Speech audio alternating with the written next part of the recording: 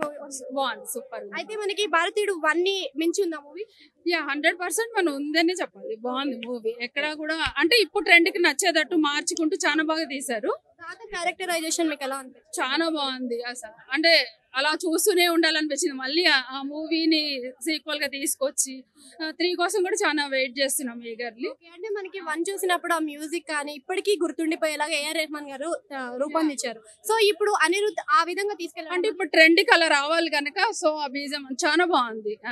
గురించి అని అన్నారు కదా, అందరికి కనెక్ట్ అయ్యి అర్థమయ్యే కాన్సెప్ట్ 100% అర్థమయ్యే కాన్సెప్ట్. ఇంకొకటి మాకు అనిపించింది ఏంటంటే ఎంతమంది భారతీయులు వచ్చినా మన దగ్గర గొర్రెలు, సో సెంటిమెంట్ ఎమోషనల్ తో దాన్ని అంటే ఏం ప్రాబ్లం అయిందనేది కూడా చూడకుండా మళ్ళీ ఆ కరప్షన్ జోలికి వెళ్తారు తప్పితే అదైతే పోదు అనిపించింది. సిద్ధార్థ్ గారి క్యారెక్టరైజేషన్ చాలా బాగుంది. సిద్ధార్థ్ చాలా బాగున్నాడు.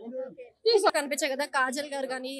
నెక్స్ట్ పార్ట్ కోసం వెయిట్ చేస్తున్నాం. పార్ట్ 3 ఉంది కదా, so we are waiting for that. అంటే ఇప్పుడు కంబ్యాక్ ఇచ్చినట్టేనా కమల్ హాసన్ గారు?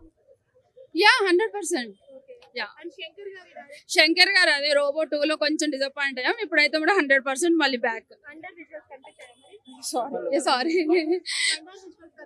యా 100%. Thank you.